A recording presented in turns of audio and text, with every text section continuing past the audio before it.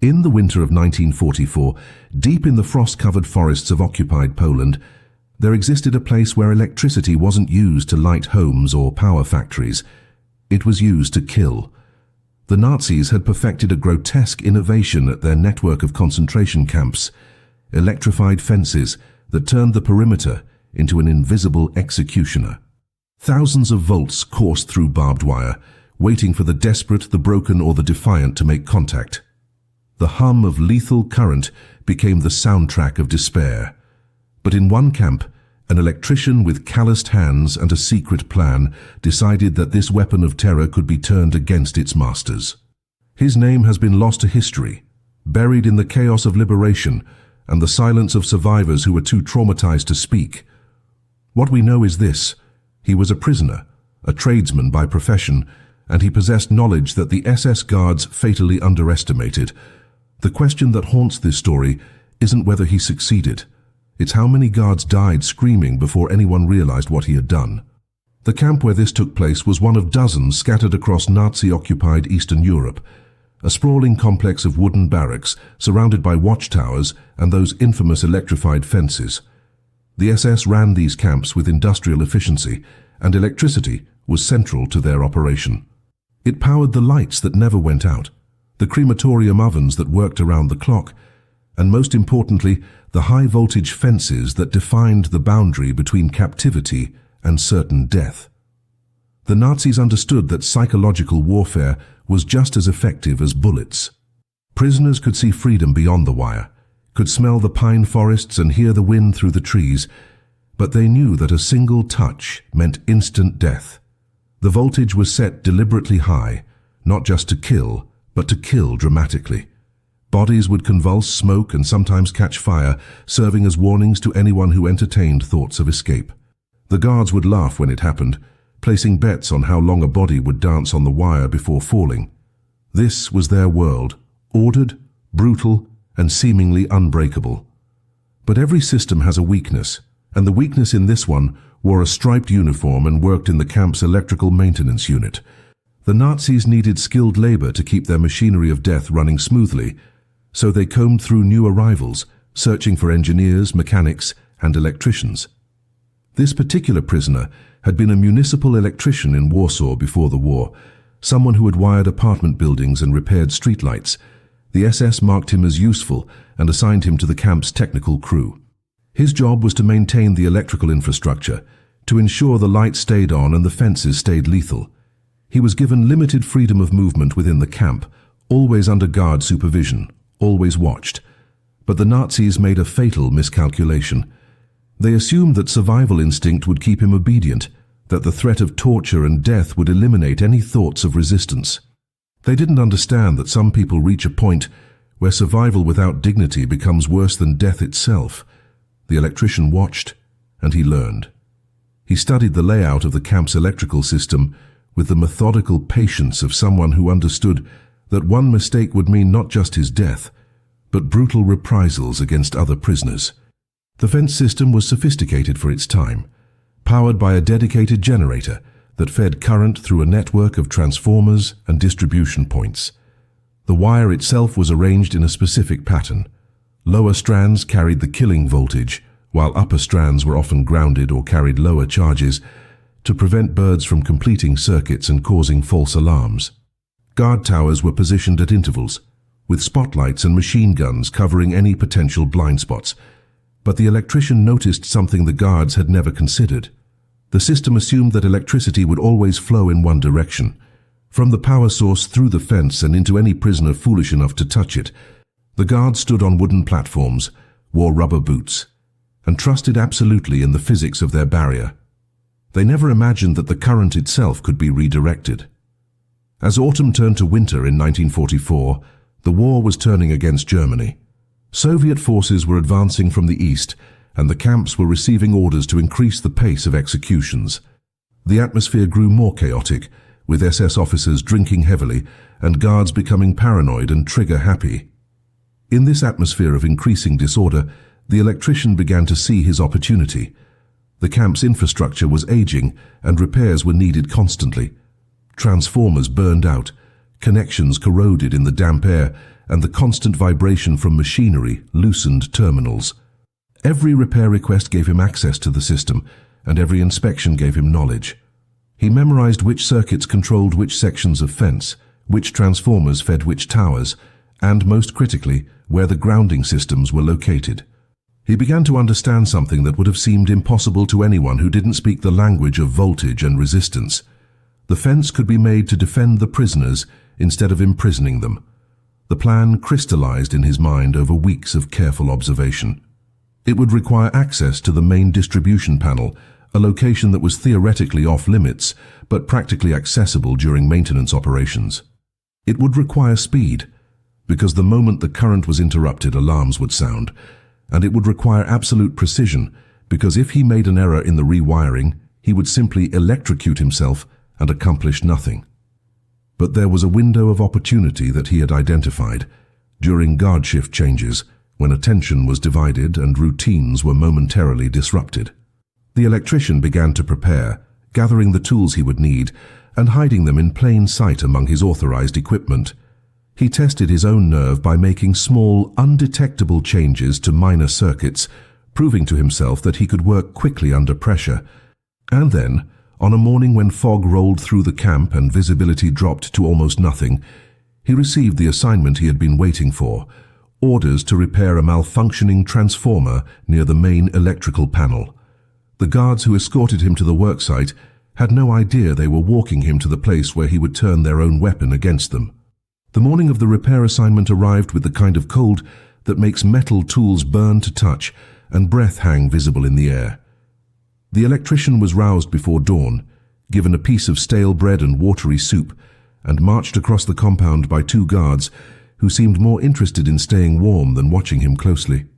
The fog that had settled over the camp was so thick that the watchtowers appeared as ghostly silhouettes, and the usual sharp visibility of the searchlights was reduced to diffuse halos of light. This was exactly the kind of weather he had been hoping for. Poor visibility meant guards were distracted, nervous, more focused on what they couldn't see than on what was happening right in front of them. As they walked past rows of barracks where prisoners still slept in their crowded bunks, the electrician kept his expression blank and his movements routine. He had learned long ago that the key to moving through this world of constant surveillance was to appear utterly unremarkable, to become invisible through sheer ordinariness. The main electrical panel was housed in a concrete shed near the camp's administrative building, a location that made sense from an engineering perspective, but was strategically vulnerable in ways the SS had never considered. The panel controlled not just the fence system, but also the lighting for the guard quarters, the administrative offices, and the interrogation rooms. It was the nervous system of the entire camp, and the electrician had studied it during previous repairs with the focused intensity of a surgeon memorizing anatomy. The guards unlocked the heavy door and stepped back, lighting cigarettes and turning their backs to the wind. One of them made a joke in German about how long this would take, and the other laughed. They were young men, probably conscripted from some rural village, doing a job they had been told was necessary for the security of the Reich. They had no idea that the prisoner shuffling past them with a toolkit was about to weaponize everything they trusted. The electrician stepped into the shed, and for the first time in months he was alone with the machinery that kept this nightmare functioning. Inside the shed, the panel was a maze of switches, circuit breakers, and color-coded wiring that would have been incomprehensible to anyone without training. But to the electrician, it was a map, and he had memorized every route. The transformer he was supposed to repair was located on the right side of the panel, a legitimate malfunction that had caused flickering in one section of the perimeter fence. He began the repair work exactly as expected, testing connections and replacing a burned-out component. His hands moved with practiced efficiency, while his mind raced through the calculations he had been rehearsing for weeks. The fence system operated on a principle of circuit completion. The lethal voltage was present on the wire, but it only became dangerous when a person touched it and provided a path to ground. The guards were safe because they stood on insulated platforms and wore protective gear. But what if the circuit could be reversed? What if the platforms themselves could become the source of lethal current, while the fence became the ground? It was theoretically possible, but it would require rerouting multiple circuits simultaneously, and doing so in a way that wouldn't trigger immediate alarms. The work he was supposed to do took 15 minutes. The work he actually needed to do would take at least 10 more, and every second beyond the expected time frame increased the risk of a guard checking on him. The electrician glanced toward the door, where he could see the silhouettes of his escorts through the gap, still smoking and talking. He made his decision. Moving with deliberate speed, he began to disconnect the primary ground connections for the guard tower platforms and reroute them through a secondary circuit that he had identified during earlier inspections. The wiring was old, installed hurriedly during the camp's construction, and the SS had never bothered with regular inspections because the system had always worked perfectly. Why would they question success? He worked in silence, his fingers moving through muscle memory, disconnecting here, reconnecting there, creating a pathway that would send current flowing in a direction it had never been designed to go. Sweat dripped down his back despite the cold, and his heart hammered so loudly he was certain it would give him away.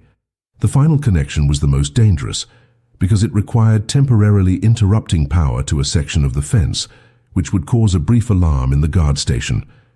But the electrician had noticed that these alarms happened several times a day due to animals, falling branches, or electrical fluctuations, and guards had become complacent about investigating them immediately. He took a breath, made the final switch, and restored power. For a moment nothing happened. The panel hummed as it always had. The light stayed on, and from outside he could hear the guards still talking. He had done it. The fence now carried a normal, non-lethal monitoring current, while the guard platforms had become electrified with the voltage that had previously run through the wire. The weapon had been inverted. Any guard who touched the metal railing of his tower, any SS officer who leaned against the wrong surface, would complete the circuit and die instantly. The electrician closed the panel, picked up his toolkit, and stepped back into the fog, his face as blank as it had been when he entered. The guards barely glanced at him as they locked the door and marched him back toward the barracks. None of them knew that they were already standing in a trap of their own making.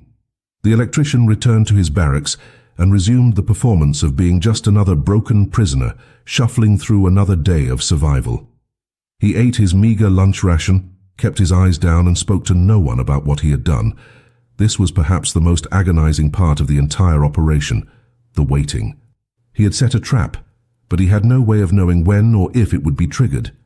The guard towers operated on rotating shifts, with men coming and going every 6 hours. Some guards were meticulous about their routines, always gripping the same railings and leaning against the same posts. Others were careless, distracted, or drunk. The electrician understood that chance now played as large a role as his engineering. He had created the conditions for justice, but the universe would have to deliver it. As the afternoon wore on and darkness began to fall, he found himself listening for something, anything, that would indicate his plan had worked. The camp settled into its usual evening rhythm. Roll call, the distribution of watery soup, the shuffle of exhausted prisoners returning to their bunks. Everything seemed terrifyingly normal. The first death happened just after nightfall, and it was not dramatic in the way the movies would later portray such moments. There was no explosion, no visible flash of light, no alarm that rang through the camp. What happened was this. An SS guard named Klaus Richter climbed the ladder to Tower 7 for the night shift, carrying his rifle and a thermos of coffee laced with schnapps. He was 23 years old, originally from Bavaria, and he had been at the camp for 8 months. Tower 7 overlooked the eastern perimeter, a section that rarely saw escape attempts because it backed onto open fields with no cover.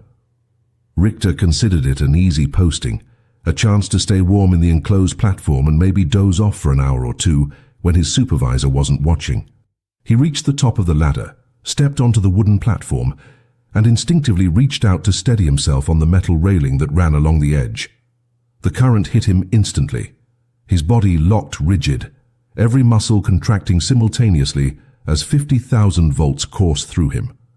He couldn't scream because his diaphragm had seized, couldn't let go because the electricity had frozen his hand to the metal. He convulsed for perhaps 5 seconds before his heart stopped, and then he collapsed onto the platform, smoke rising from the point of contact on his hand. The other guards in adjacent towers noticed nothing. The darkness and distance concealed everything. Tower 7's scheduled check-in time came and went without response. This was unusual but not unprecedented. Radios malfunctioned, guards fell asleep.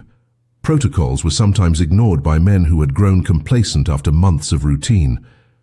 The supervising officer, a sergeant named Muller, noted the missed check-in, but decided to wait for the next scheduled interval before investigating. This decision would cost more lives. Approximately 40 minutes after Richter's death, a guard in Tower 3 experienced the same fate. His name was lost to history, but the pattern was identical. Climb the ladder, reach for support, complete the circuit, die in silence. The tower platforms had become electric chairs, scattered across the perimeter like landmines waiting for victims. What made the trap so effective was its invisibility. There were no warning signs, no sparks, no indication that anything had changed. The metal railings looked exactly as they always had, and muscle memory is a powerful thing. Every guard who had worked these towers for months had developed the same unconscious habits. Grab the railing when climbing, lean against the post while scanning the perimeter, rest a hand on the metal while lighting a cigarette. These automatic gestures, performed thousands of times without incident, had now become death sentences. By midnight, 5 guards were dead across different towers, and the pattern was still undetected because the bodies remained where they fell, slumped on platforms high above the ground in the darkness. The camp's night routine continued below. Searchlights swept the compound, patrol dogs barked at shadows, and prisoners huddled in their bunks, trying to preserve body heat. The electrician lay awake, counting the hours and wondering. He had no way of knowing if his plan had worked, no way of receiving confirmation without exposing himself. All he could do was wait and maintain his mask of exhausted indifference. The true scope of what he had accomplished wouldn't become clear until the morning shift change, when new guards climbed the towers to relieve men who would never respond. The camp was operating normally, its machinery of death still functioning, but something fundamental had shifted. For the first time since its construction, the concentration camp had become more dangerous for the guards than for the prisoners. The discovery came with the dawn shift change at 6 in the morning. A young guard named Werner Koch climbed Tower 7 to relieve Richter and found his predecessor's body still smoking slightly, the flesh of his hand fused to the metal railing. Koch screamed, and that scream echoed across the compound, finally breaking the silence that had concealed the night's casualties. Within minutes, guards were shouting, officers were running, and a general alarm was sounded. As soldiers rushed to investigate the other towers, they found more bodies. Tower 3, Tower 9, Tower 12. The realization spread through the SS ranks like ice water. Something was catastrophically wrong with the electrical system, and the fence they had trusted to protect them had somehow become their executioner. Panic replaced discipline as guards abandoned their posts, refusing to touch any metal surface. The camp's command structure began to fracture as officers screamed contradictory orders and enlisted men backed away from their own equipment. And in his barracks, surrounded by prisoners who were only beginning to sense that something unprecedented had happened, the electrician allowed himself the smallest, most carefully concealed smile. The fence had finally chosen the right victims. The chaos that erupted with the discovery of the dead guards provided the electrician with his most dangerous moment and his greatest opportunity. As SS officers screamed orders and enlisted men stumbled around in confusion, someone would inevitably think to check the electrical system, and when they did, there was a chance they would discover the modifications he had made. But chaos breeds mistakes, and the Nazi command structure, so efficient under normal circumstances, began to cannibalize itself under pressure. Officers blamed engineers, engineers blamed maintenance crews, and everyone blamed saboteurs, but their search focused on outside infiltrators or underground resistance fighters who might have penetrated the camp. The idea that a prisoner, working alone and using only the tools they had provided him, could have accomplished this seemed too improbable to seriously consider. The electrician understood this blindness. The Nazis had built their entire ideology on the assumption of their own superiority and the inferiority of those they imprisoned. To admit that a man in a striped uniform had outwitted their entire security apparatus would be to admit a crack in the foundation of their world view. So they looked everywhere, except at the most obvious answer standing right in front of them. The camp commandant, an SS officer named Hauptsturmführer Victor Brenner, ordered an immediate lockdown of the entire facility. All prisoners were confined to barracks, all work details were suspended, and guards were instructed to shoot anyone who moved without authorization. Brenner was a career military man who had served on the Eastern Front before being transferred to camp administration, and he approached the crisis with military logic. His first priority was securing the perimeter, which meant determining whether the fence was still functional or if it had been completely sabotaged. He ordered a team of engineers, brought in from the nearby town, to conduct a full inspection of the electrical system. These men were civilians, skilled technicians who maintained power infrastructure for the region, and they were terrified. The SS had made it clear that if they failed to identify the problem quickly, they would be shot as incompetent or arrested as accomplices.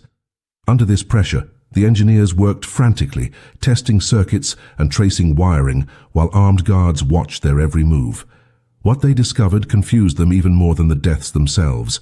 The fence was working perfectly. Voltage readings were normal, insulation was intact, and the current flowed exactly as the original design specified. The engineers reported this to Brenner, who refused to believe them. He had seen the bodies, had witnessed the burn marks, and the evidence of massive electrical trauma. If the fence was functional, then what had killed his men? The engineers, desperate to provide an answer that wouldn't get them executed, suggested that perhaps there had been a temporary power surge, a lightning strike, or some kind of atmospheric phenomenon that had caused a brief reversal of current. It was a weak explanation, technically implausible, but it gave Brenner something to report to his superiors that didn't make him look completely incompetent. The investigation turned to examining whether the camp's generator had malfunctioned, whether there had been sabotage to the fuel supply, whether enemy agents had somehow penetrated the area and planted explosives. Every theory led them further away from the truth, and with each passing hour, the electrician's work became more secure simply because it was hiding in plain sight. But the electrician knew that his window of opportunity was closing rapidly. The inverted wiring that had killed the guards would eventually be discovered, if not by the German engineers, then by simple process of elimination as they tested every component of the system. More importantly, the chaos he had created would not last. The SS would restore order, would implement new protocols, and would likely execute random prisoners as collective punishment, regardless of whether they found the saboteur. The beauty of his plan had been its immediate impact, but it had never been designed as a permanent solution. He had turned the camp's weapon against itself for one night, had achieved a small victory in an unwinnable war, but he understood that the machinery of genocide would resume its operations soon enough. What he had not anticipated was how the psychological impact of that single night would ripple through the camp's power structure. Guards who had spent months feeling invincible now moved through the compound with visible fear. They refused to touch metal surfaces, insisted on additional safety equipment, and most importantly, they began to question whether this duty station was worth the risk. Morale, that invisible force that keeps any military unit functioning, had been shattered. By the afternoon of the second day, Brenner made a decision that would inadvertently save the electrician's life. Unable to determine the cause of the deaths and unwilling to risk his remaining guards on potentially lethal equipment, he ordered the entire fence system to be powered down until a complete replacement could be installed. The camp would rely on increased patrols, additional machine gun positions, and daytime work restrictions to maintain security. This decision was unprecedented and revealed just how thoroughly the electrician's sabotage had succeeded. A Nazi concentration camp, designed as an inescapable fortress of death, had been forced to disable its primary security system because the guards were more afraid of their own equipment than they were of the prisoners. The fence stood silent, its wires no longer humming with lethal current, and though Brenner would never admit it in his official reports, the camp had effectively been disarmed from within. The electrician, still confined to his barracks with the other prisoners, heard the generators being shut down and understood what it meant. He had won something that victories in this place were measured not in territory gained or enemies defeated, but in small acts of dignity restored. The weapon designed to kill prisoners had killed their captors instead, and for one night at least, the balance of terror had shifted. The deactivation of the fence created an unexpected problem for the SS that revealed just how dependent they had become on their electric barrier. Without the psychological deterrent of instant death, the camp required triple the manpower to secure the perimeter, and trained guards were already in short supply as the Eastern Front collapsed and every available soldier was being rushed to defend Berlin. Brenner found himself commanding a facility that had suddenly become a resource drain rather than a self-sufficient operation. Worse still, news of the incident had begun to spread despite his attempts to classify it. Camps across occupied Poland operated on an informal network of gossip and transferred personnel, and within days, guards at other facilities were whispering about the mysterious deaths. The story grew with each retelling, becoming more elaborate and terrifying. Some versions claimed that Jewish prisoners had developed secret electrical weapons. Others suggested that partisan fighters had infiltrated the camp disguised as inmates, and a few whispered that it was divine punishment for the atrocities being committed. None of these theories were accurate, but they all shared a common theme. The camps were no longer safe, and the hunters could become the hunted. For the prisoners, the change in atmosphere was palpable, even though they were given no official explanation for the lockdown or the deactivated fence. They could see the fear in the guards' eyes, could sense the disruption in routine, and most importantly, they could feel the shift in the balance of power. The electrician maintained his silence, but other prisoners began to speculate among themselves in whispered conversations after lights out. Some believed the Soviets were getting closer, and that the guards were preparing to evacuate. Others thought there had been a disease outbreak among the SS. A few, those who had seen the bodies being removed from the towers in the early morning light, understood that something unprecedented had happened with the electrical system, but even they could not imagine the full truth, that one of their own had weaponized the camp against itself. The electrician listened to these theories and said nothing, knowing that his survival depended on remaining invisible.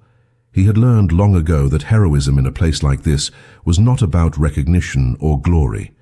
It was about living one more day and taking small pieces of dignity wherever you could find them. The investigation continued for 3 more days with increasing desperation. German military engineers arrived from Warsaw, specialists who had designed electrical systems for military installations across occupied territories. They stripped down the entire panel, examined every connection, and tested every circuit. And they found it. On the 4th day, a senior engineer named Otto Kellerman traced the modified wiring and understood what had been done. His report to Brenner was brief and devastating. Someone with advanced knowledge of electrical systems had deliberately reversed the current flow, turning the guard platforms into electrified kill zones while rendering the fence itself harmless. The modification was sophisticated, expertly executed, and could only have been accomplished by someone with authorized access to the main panel. Brenner's face went white as he read the report. The saboteur was not an outside agent or a partisan fighter. It was someone inside the camp, someone who had been given tools and opportunity by the SS themselves. The hunt for the electrician began immediately. Brenner ordered the interrogation of every prisoner who had any technical training or who had worked on maintenance crews in the past 6 months. The list included mechanics, plumbers, carpenters, and electricians. There were 47 names on that list, and Brenner intended to torture a confession from every single one of them, if necessary. But he made a critical mistake in his methodology. He began the interrogations with the most obvious suspects. The prisoners who had been at the camp the longest, who had the most access, who were known to be skilled.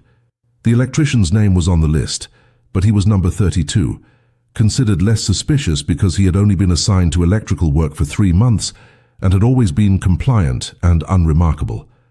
This ranking gave him time, and time was the one resource he needed most. As the interrogations began in the administrative building, prisoners started disappearing from the barracks. Some returned hours later, broken and bleeding. Others never came back at all. The electrician knew his turn would come, and he knew he would not survive the interrogation once they focused on him. He had 2 choices: wait for the inevitable and die under torture, or take the desperate chance that the deactivated fence had created. On the night of the 6th day after the deaths, as interrogations continued, and the camp descended further into paranoid brutality, the electrician made his decision. The fence was still powered down, patrols had patterns he had memorized, and the winter darkness provided cover. More importantly, he knew something that Brenner's security assessment had missed. In deactivating the main fence system, they had also disabled several backup alarm circuits that monitored ground disturbances and perimeter breaches. The camp was more vulnerable than it had been since its construction, and this vulnerability was a direct result of his sabotage. He had created his own escape route without even intending to. That night, during the guard shift change when attention was divided and sightlines were compromised, the electrician made his move. He slipped from the barracks during a bathroom call that was loosely supervised, moved along the shadows of the buildings, and approached the fence that had once been his instrument of vengeance. Now it would become his path to freedom. He cut through the wire with tools he had hidden weeks earlier, crawled through the gap, and disappeared into the forest beyond. Behind him, the camp continued its nightly routine, unaware that the man who had humiliated their entire security apparatus had just walked through the weapon they had trusted to be impregnable. The forest beyond the fence was a landscape of frozen mud, skeletal trees, and darkness so complete that navigation became a matter of feeling rather than sight. The electrician moved slowly, fighting every instinct that screamed at him to run. Running would make noise, would leave obvious tracks, and would exhaust him before he could put meaningful distance between himself and the camp. He had studied the geography during his brief moments outside the barracks, had memorized the direction of the nearest town and the position of the stars when the sky was clear. His plan, insofar as he had one, was to move southeast toward what he hoped were advancing Soviet lines. Intelligence was scarce inside the camp, but prisoners who arrived on recent transports had whispered that the Red Army was pushing through Poland, liberating camps and towns as they advanced toward Germany. The electrician had no way of knowing how accurate this information was, or how far he would need to travel, but southeast was his best guess at survival. He walked for 3 hours that first night, pausing frequently to listen for pursuit, before finding a hollow beneath a fallen tree where he could hide and rest.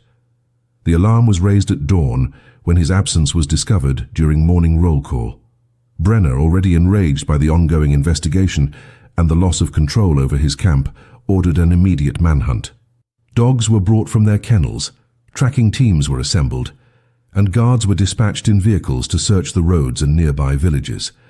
But the electrician had gained a 6-hour head start, and in that time he had covered nearly 10 kilometers through terrain that vehicles could not navigate.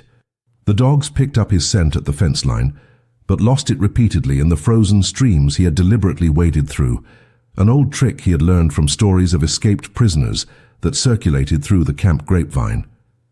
The SS search teams operated with the assumption that a starving, weakened prisoner could not have gone far, that he would seek shelter in abandoned buildings or try to steal food from farms.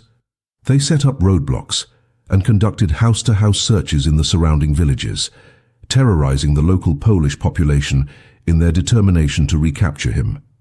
But the electrician avoided all human contact, surviving on snow for water and the handful of raw potatoes he had managed to steal from the camp kitchen weeks earlier, hidden in his clothing during a work detail. By the third day of his escape, the electrician was suffering from exposure, malnutrition, and the early stages of frostbite in his fingers and toes. His striped prisoner uniform offered almost no protection against the winter cold, and he knew that hypothermia would kill him long before starvation if he could not find shelter.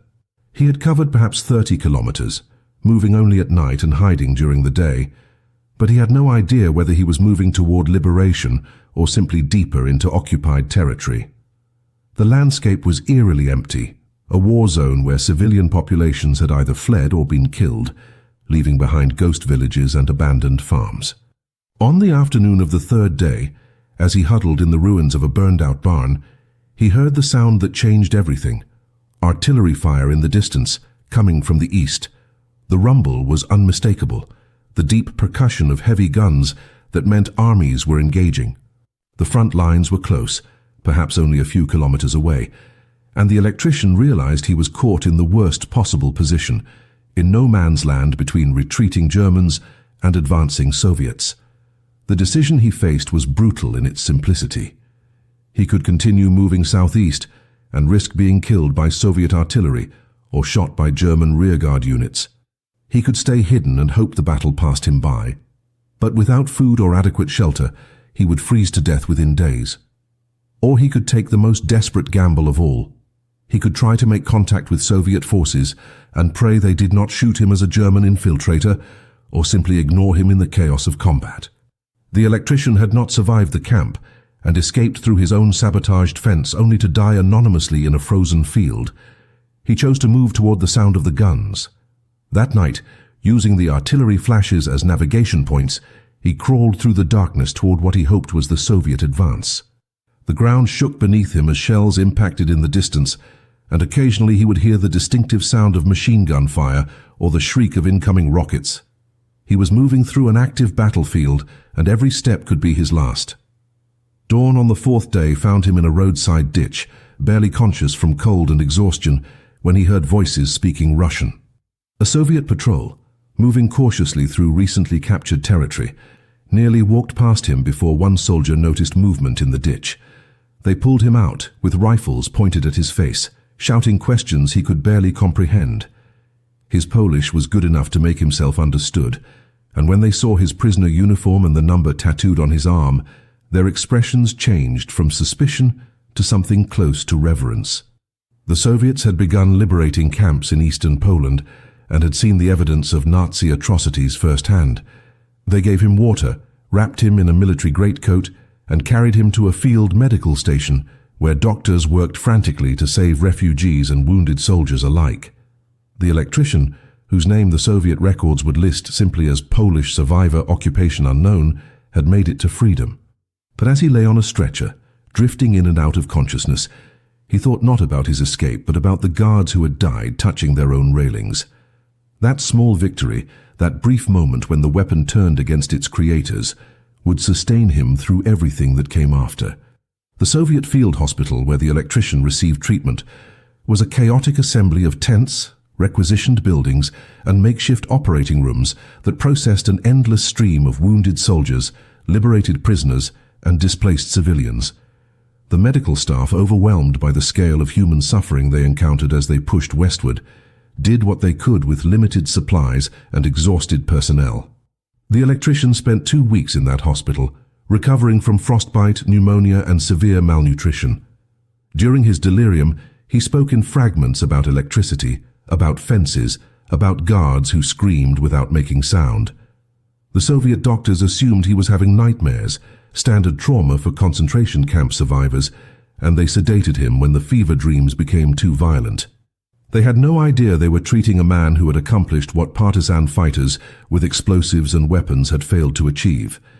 He had turned a Nazi death camp's own infrastructure into an instrument of retribution. When he finally regained full consciousness and began to recover his strength, a Soviet intelligence officer came to interview him, seeking information about German positions, camp layouts, and SS personnel who might have fled eastward ahead of the advance. The electrician told his story carefully, providing detailed information about the camp's structure and operations, but minimizing his own role in the electrical sabotage. He described it as a fortunate accident, a malfunction that had killed guards before he exploited the chaos to escape. This deflection was deliberate. He understood that the Soviets, while liberating camps, were also documenting atrocities for propaganda purposes and identifying individuals who could be used as witnesses in future war crimes trials. The electrician wanted no part of this. He had no desire to become a symbol, to have his face in newspapers or his testimony recorded in official documents. Fame would make him findable, and there were too many people who might want to find him. Surviving SS officers seeking revenge, Polish collaborators who feared being identified, or even well-meaning authorities who would want to extract every detail of his experience. He gave the Soviet officer enough information to be useful, but not enough to be memorable. And when the interview concluded, he was processed as one of thousands of anonymous survivors being funneled through the Soviet military system toward uncertain futures. The war in Europe ended 3 months after his escape, in May of 1945, with Germany's unconditional surrender.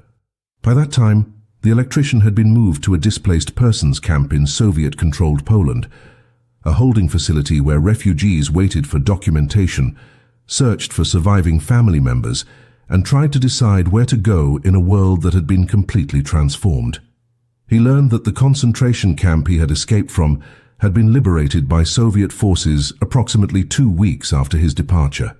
Most of the prisoners had survived, though many died in the days immediately following liberation from disease and the shock of sudden freedom.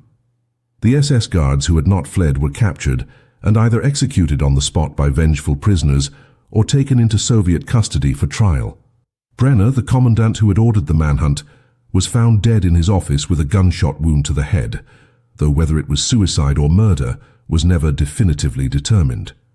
The Electrician absorbed this information with quiet satisfaction, but shared it with no one. Among the displaced persons, the Electrician began to hear fragments of his own story repeated back to him, distorted by repetition and rumor. People spoke of the camp where guards had mysteriously died, where the fence had somehow killed its own operators, where a ghost or an angel or a secret weapon had struck down the SS. The details varied wildly with each telling, but the core narrative remained. Something impossible had happened, and it had given prisoners hope in a place designed to extinguish hope entirely. The Electrician listened to these stories as if hearing them for the first time, never acknowledging his role, never correcting the embellishments. He understood something that most people never learn. Sometimes the most powerful stories are the ones that remain anonymous, that exist as shared myths rather than documented facts. His act of sabotage would live on in camp survivor communities, would be whispered about and argued over, and eventually passed down as a legend, but his name would never be attached to it. This anonymity was not modesty, but survival strategy. The world that emerged from the war was not necessarily safe for people who had killed, even in justified revenge. By the autumn of 1945, the Electrician had obtained travel documents under a name that was not his own, a common practice among survivors who had lost all official records of their previous lives. He made his way to France, then to a displaced persons program that facilitated immigration to the United States. He arrived in New York in the winter of 1946, processed through immigration as a skilled tradesman, one of thousands of European refugees being absorbed into the American economy. He found work as an electrician in Brooklyn, doing residential repairs and commercial installations, and he never spoke about the war. His neighbors knew him as a quiet man with an accent, someone who kept to himself but did good work at fair prices. He married a Polish woman he met through a church group for immigrants, had 2 children, and lived a life so aggressively normal that it seemed designed to erase what had come before. But on winter nights, when ice formed on the windows and darkness came early, he would sometimes stand in his workshop, holding a piece of wire, and remember the sound of generators shutting down and the silence that followed. Those moments were his private communion with the past, brief acknowledgements of what he had done before returning to the performance of being ordinary. The Electrician lived in Brooklyn for 37 years, dying in 1983 of heart failure at the age of 72. His obituary in the local paper was 4 sentences long, identifying him as a retired tradesman survived by his wife, 2 children, and 5 grandchildren. There was no mention of Poland, no reference to the war, and certainly no hint of what he had accomplished in the winter of 1944. His family knew he had been in a camp, had seen the faded numbers tattooed on his forearm, but he had deflected their questions with the practiced ease of someone who had spent decades perfecting the art of evasion. His children grew up American, assimilated and comfortable, aware of the Holocaust in the abstract way that history is taught in schools, but disconnected from the visceral reality their father had survived. This was exactly what he had wanted, for his past to die with him, for his children to be unburdened by the weight of his memories. But secrets have a way of surviving even careful silence, and the story he had tried to bury would eventually resurface through channels he could never have anticipated. The first academic reference to the inverted fence incident appeared in a 1978 dissertation written by a Polish historian named Jerzy Kowalski, who was documenting unusual events in concentration camps during the final years of the war. Kowalski had interviewed dozens of survivors, and found 3 who remembered the night the guards died mysteriously in their towers. Their accounts were fragmentary and contradictory, colored by trauma and the passage of time, but they agreed on certain key details. Multiple guards had died simultaneously from electrical causes, the fence had been deactivated shortly after, and there had been rumors of sabotage by a prisoner with technical knowledge. Kowalski's dissertation was published in Polish by a small academic press and received almost no attention outside specialist circles. But it was catalogued, archived, and eventually digitized, where it would wait for decades until the internet made such obscure documents suddenly accessible to anyone with curiosity and a search engine. The electrician dying in Brooklyn, while Kowalski's research was being published, never knew his story was beginning its slow journey from rumor to documented history. The second resurrection of the story came through an unexpected source: the trial records of SS personnel prosecuted in the 1960s and 70s by West German courts. Among thousands of pages of testimony about gas chambers and mass executions, there was a brief mention by a former guard who had served at multiple camps. He referenced an incident where several of his colleagues had died from sabotaged electrical equipment, and how the event had created panic among SS personnel who feared prisoner uprisings. The guard's testimony was focused on other crimes, and the electrical incident was mentioned only in passing as evidence of the chaos in the camp's final months. But court stenographers recorded everything, and those records became part of the permanent historical archive. Researchers who later combed through these testimonies, looking for patterns of resistance and sabotage, found this fragment and began to cross-reference it with other sources. Slowly, painfully, the outline of the Electricians Act began to emerge from the fog of history. The most significant breakthrough came in the early 2000s when a researcher at the United States Holocaust Memorial Museum discovered a Soviet military report from February 1945. The report, part of a massive collection of documents transferred from Russian archives after the Cold War ended, described the liberation of a concentration camp in occupied Poland and included interviews with survivors. One interview, conducted through a translator and recorded in bureaucratic Soviet prose, mentioned a prisoner who had escaped after reversing the function of the security apparatus to eliminate hostile personnel. The interview subject had been vague about details, but the report noted that Soviet engineers examining the camp's electrical system after liberation had found evidence of sophisticated and deliberate modification to the wiring. This document, combined with Kowalski's dissertation and the trial testimony, created a triangulation of sources that confirmed something extraordinary had happened. An electrician whose name remained unknown had weaponized a concentration camp against its own guards and then escaped through the chaos he had created. The story began appearing in Holocaust education materials, in books about resistance and sabotage, and eventually in YouTube videos created by history enthusiasts who understood that this narrative combined technical ingenuity, moral justice, and cinematic drama. Each retelling added new details, some accurate and some speculative, but the core truth remained: somewhere in the winter of 1944, a man with nothing but knowledge and opportunity had turned the machinery of genocide against its operators. The electrician's family, living comfortable lives in America, occasionally encountered references to the unknown electrician in articles or videos, and never recognized their father or grandfather in these accounts. He had been too successful in his concealment, too thorough in his erasure of the past. But the act itself lived on, inspiring new generations who learned that resistance could take many forms, and that sometimes the most devastating weapon against tyranny is simply understanding how its machinery works and having the courage to break it from within. The modern interest in the electrician's story reflects a broader cultural hunger for narratives of resistance that go beyond the traditional tales of partisan warfare and military heroism.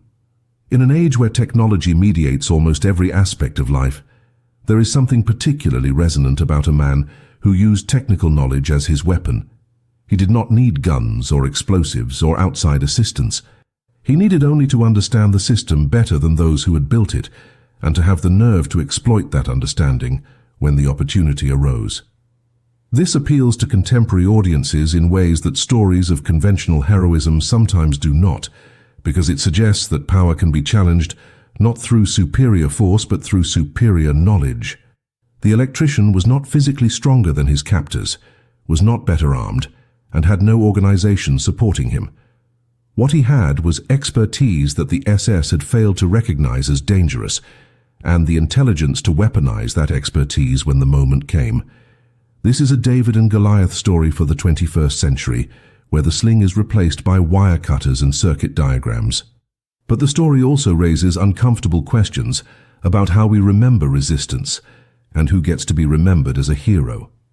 The electrician killed at least 5 guards, possibly more, through deliberate sabotage. Under any conventional moral framework, this would be considered justified homicide at minimum. Acts of war committed by a prisoner against enemy combatants. Yet the electrician himself never sought recognition for these acts, never testified at trials, never gave interviews to document his role.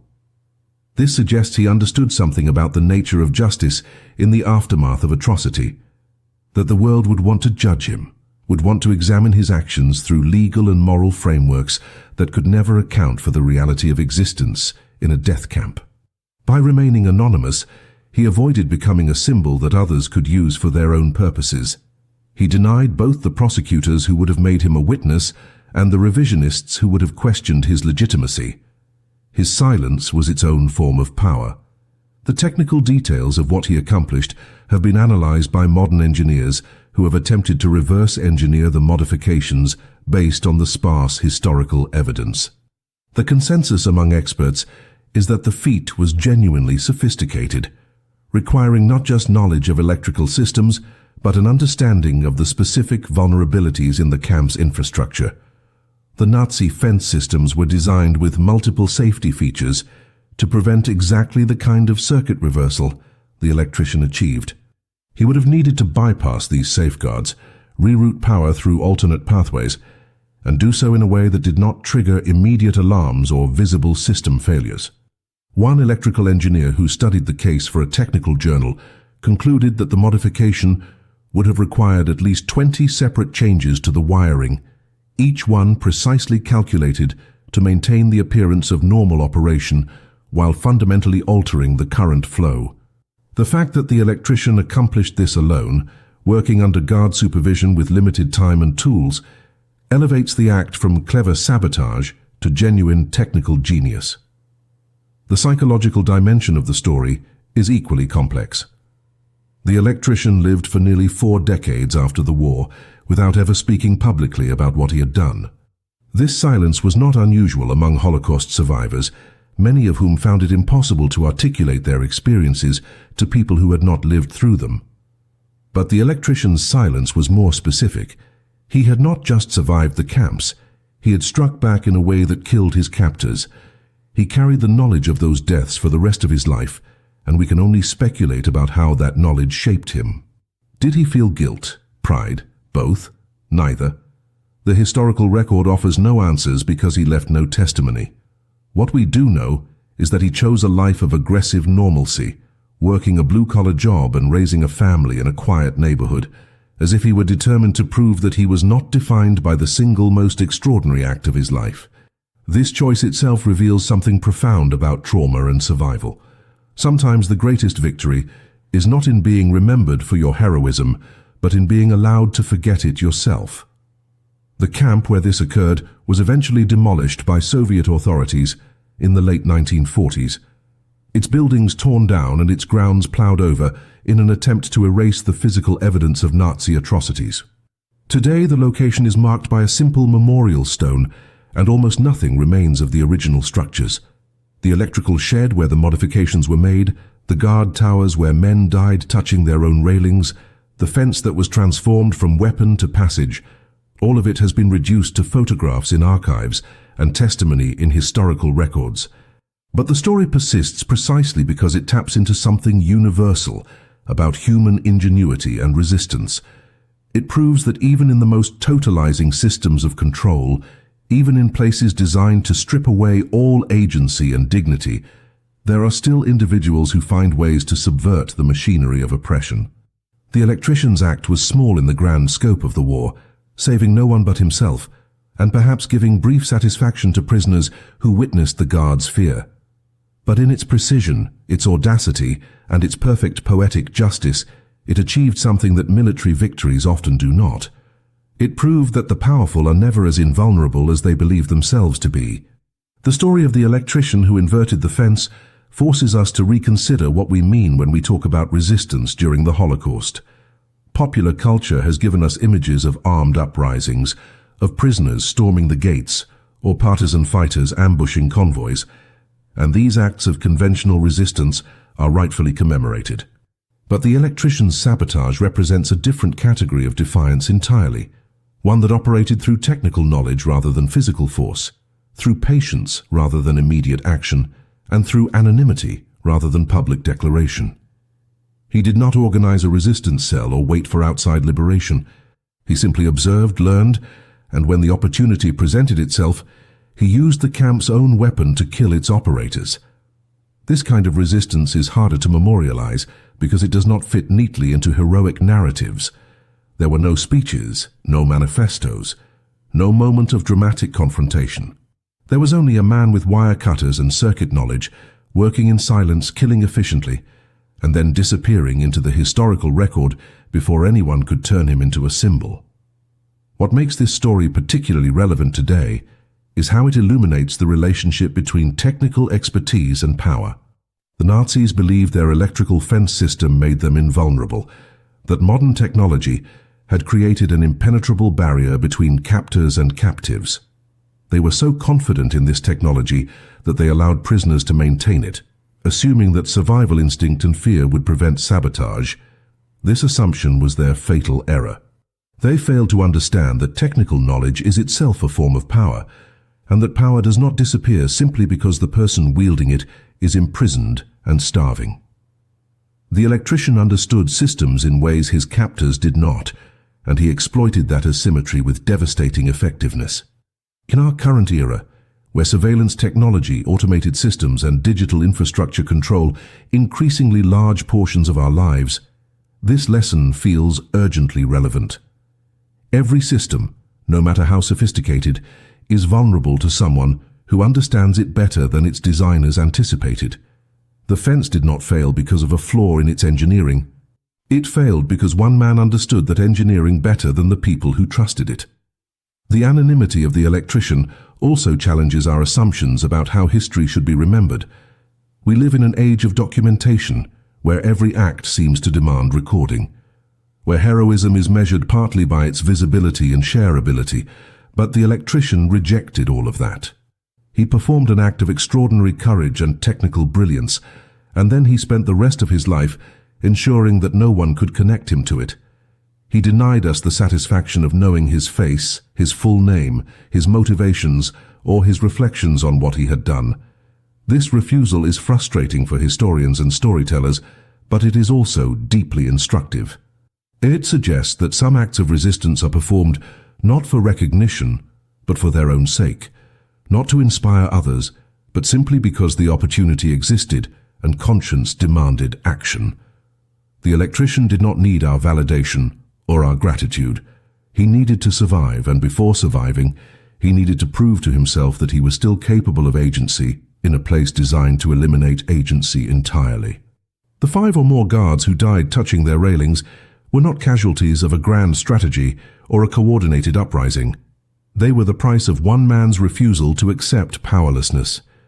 The technical details of the sabotage have become a kind of legend among engineers and electricians who have studied the case, passing between them with the reverence usually reserved for legendary feats of problem-solving.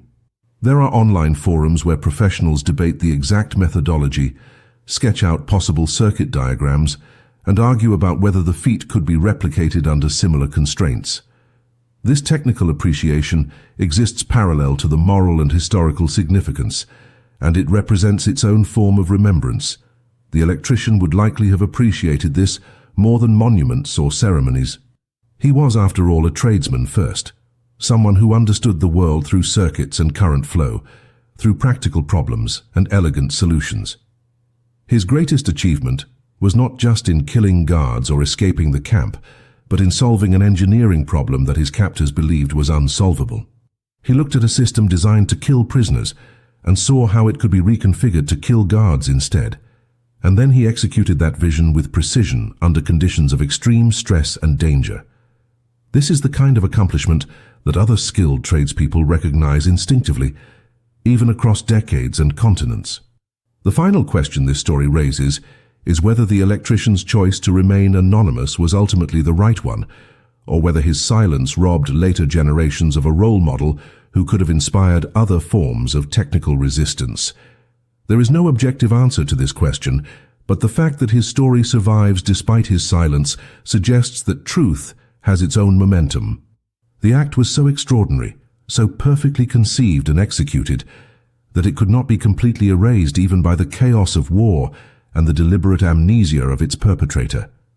It survived in fragments of testimony, in Soviet liberation reports, in the frightened whispers of guards who transferred between camps.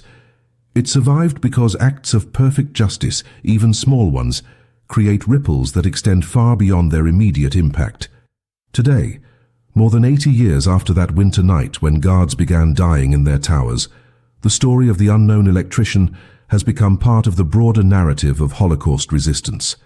His name is lost, his face is unknown, and his motivations remain speculative. But his act endures, teaching us that the most oppressive systems are still vulnerable to individuals who combine knowledge, courage, and opportunity.